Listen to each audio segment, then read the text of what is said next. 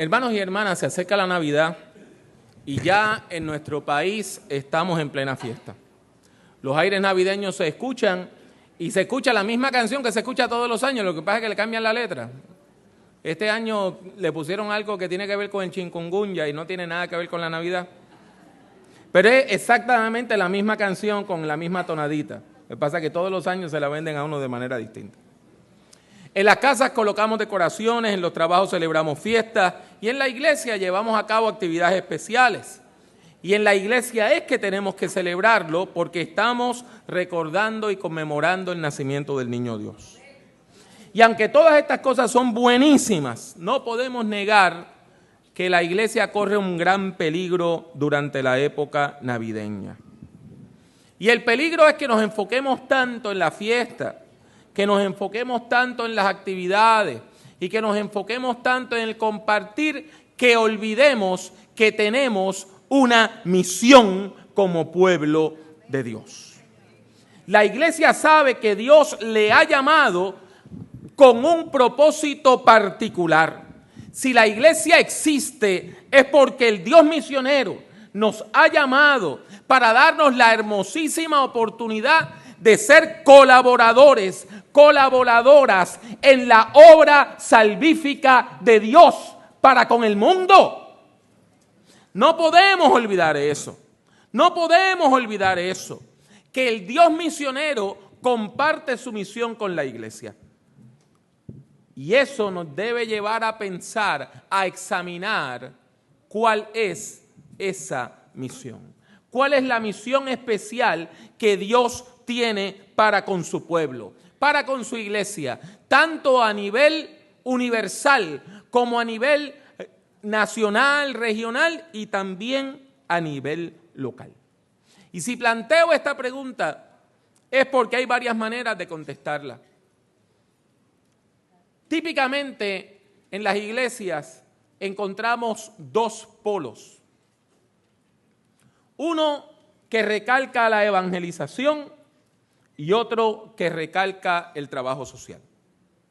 Nuestros hermanos y hermanas que recalcan la obra evangelística de la iglesia utilizan textos como Marcos 16 del 15 al 16 que dice: id por todo el mundo y predicad el evangelio a toda criatura. El que creyere y fuere bautizado será salvo, mas el que no creyere será condenado. Y se recalca la importancia de llamar a la gente a la fe, de llamar a la gente a conversión, de que la gente diga, verbalice que Jesucristo es el Señor. Sin embargo, hay otras partes de la iglesia que recalcan la obra profética de la iglesia, que la iglesia tiene una responsabilidad para con la sociedad, de ayudar a la persona desvalida, de ayudar a la persona necesitada, de ser un hogar para el que no tiene hogar, de ser un lugar donde la persona que sufre pueda encontrar espacio.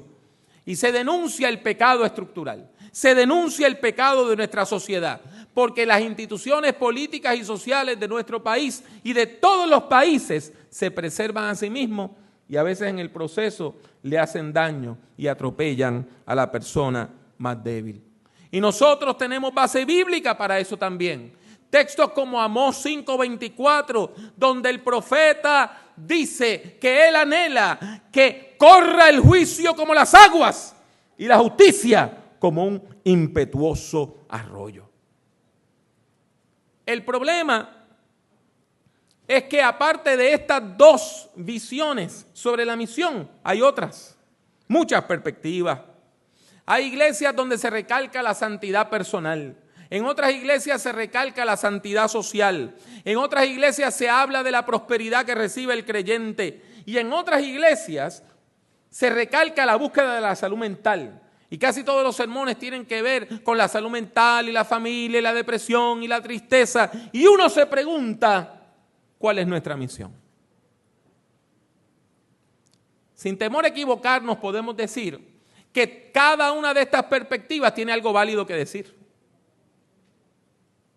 El problema surge cuando nosotros recalcamos nuestra perspectiva al punto de rechazar y hasta demonizar a la otra persona. Y usted ve las iglesias divididas, Ah, no, aquel hermano no es espiritual. No, aquella señora rompe banco. Y nos polarizamos, hermanos, olvidando que la misión de la iglesia es como un diamante que tiene muchas facetas. Y decir que una faceta es más importante que la otra sería tan ridículo como decir que el lado izquierdo de un diamante es más importante que el derecho. Es importante, mis hermanos y hermanas, que no menospreciemos las disciplinas espirituales. Nosotros afirmamos la importancia del ayuno, de la oración, de el venir a la iglesia, de congregarse, de ofrendar, de visitar a la persona enferma, a la persona viuda, a la persona necesitada. Pero tiene que quedar claro que eso son palabras vacías si no van acompañadas de la acción. Hermanos, tienen que ir acompañadas de la acción. La santidad que se queda en la verbalización no es efectiva. Nosotros tenemos que denunciar el pecado también en sus expresiones sociales. Cuando a una mujer le pagan menos solo porque es mujer. O cuando a una persona le dicen usted no puede trabajar aquí porque usted no es del color correcto. Y déjeme decirle que a veces estamos tan acostumbrados que ni siquiera escuchamos cuando la gente dice barrabasadas que ofenden a Dios. Esta semana yo estoy viendo el noticiero. Estaba en la oficina del médico y están hablando de un caso horrible donde un troglodita apuñaleó a su pareja. Y el reportero ha dicho una cosa tan racista, tan sexista. Mire lo que el reportero dice. Este hombre mató a su pareja de 2 puñaladas, pero lo peor es que lo hizo frente a sus hijos. No, hermano, lo peor es que la mató. Usted escucha eso. Mataron a una mujer. Bendito. Lo más malo es que lo hicieron frente a los nenes. Como diciendo, bueno, si no lo llega a hacer frente a los nenes, pues no es tan malo. Y no nos damos cuenta que a la gente el discrimen, el racismo, el sexismo se les sale por los poros.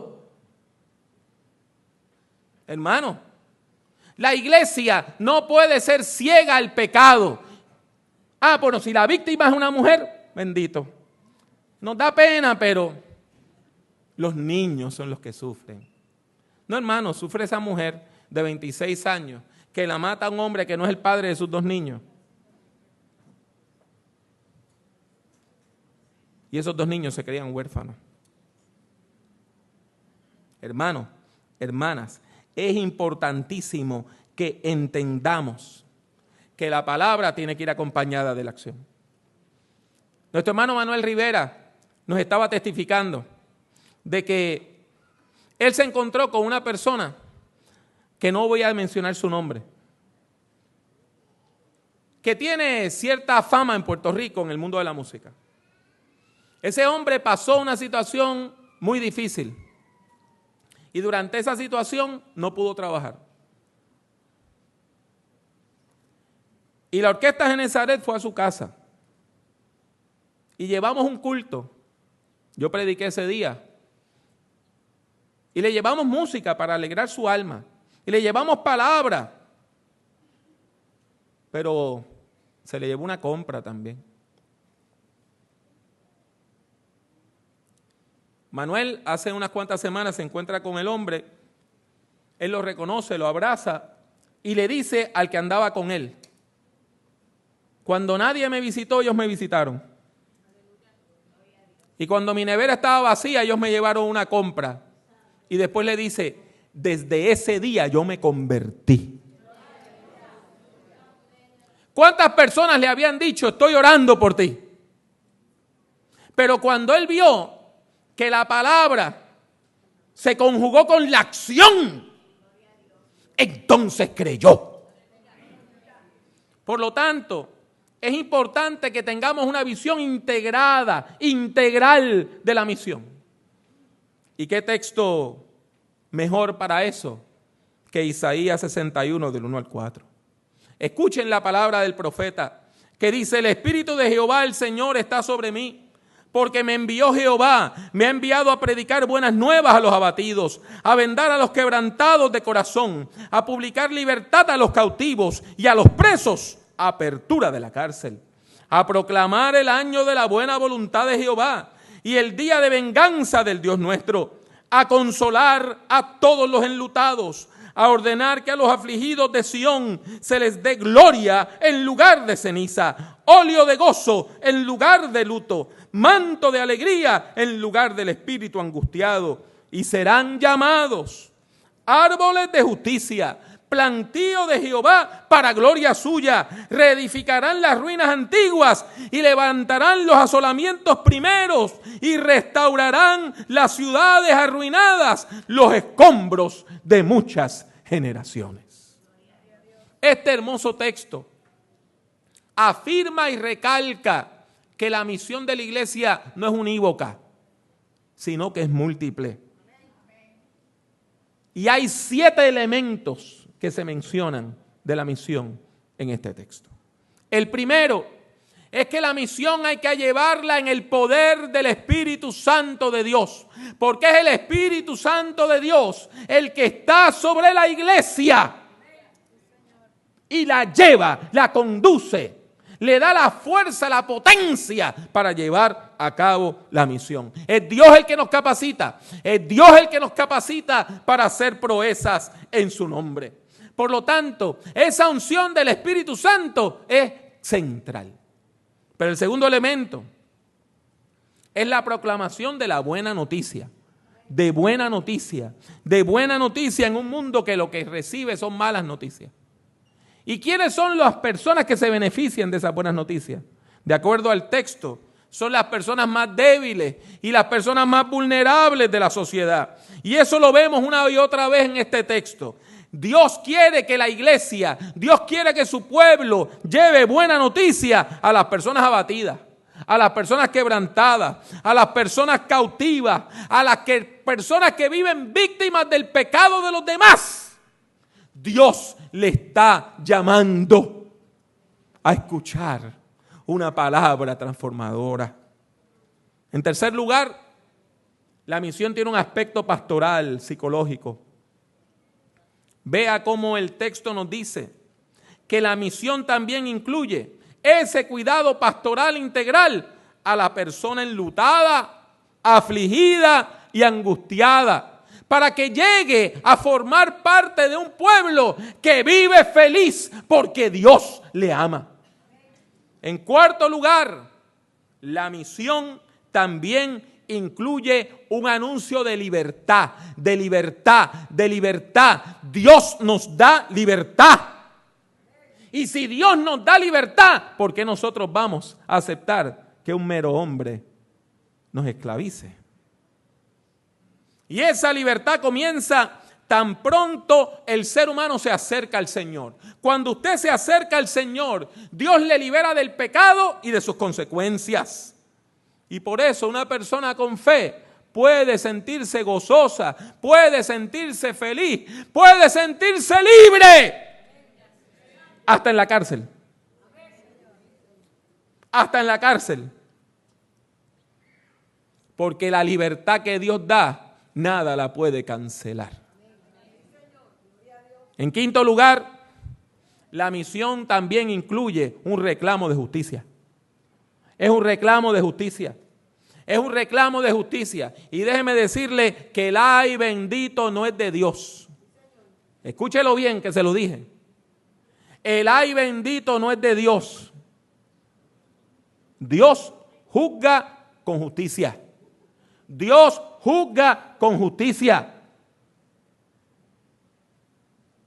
Y la justicia tiene dos partes. Una, la justicia es buena noticia para la víctima que va a recibir bendición.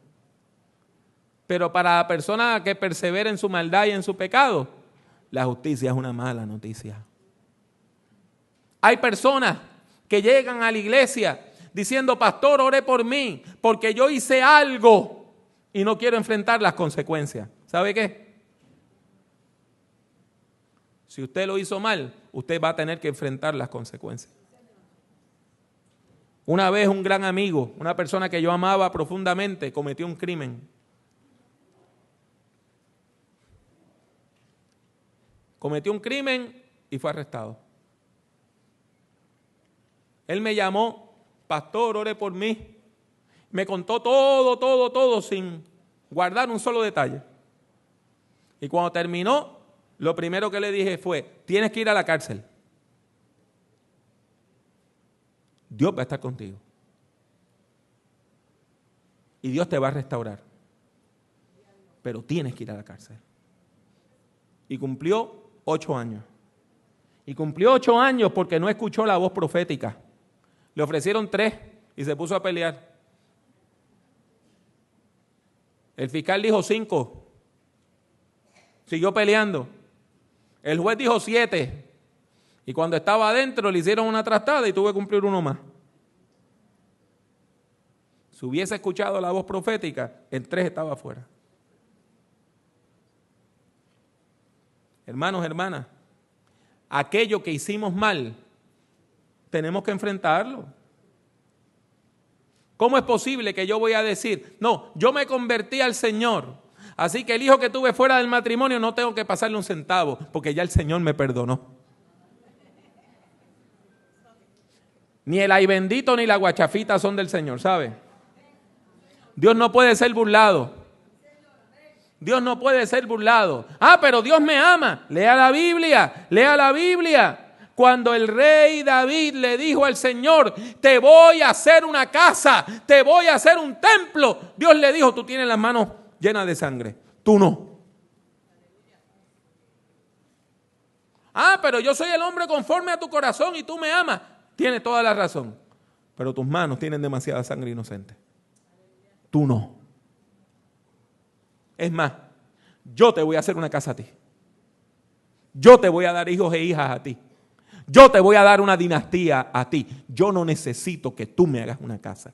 Yo soy Dios y yo te hago una casa a ti. Por eso, mis hermanos y mis hermanas, hay que dejar claro que la injusticia tiene consecuencias. Que la injusticia tiene consecuencias.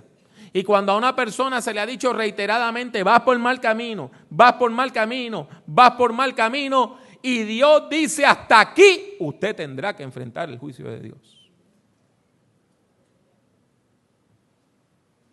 Hermano, yo tengo un sermoncito que yo prediqué aquí el año pasado que se llama El llanto no es arrepentimiento, y eso lo tenemos que aprender. Yo conocí un pastor que un día en una consejería recibió a un hombre llorando.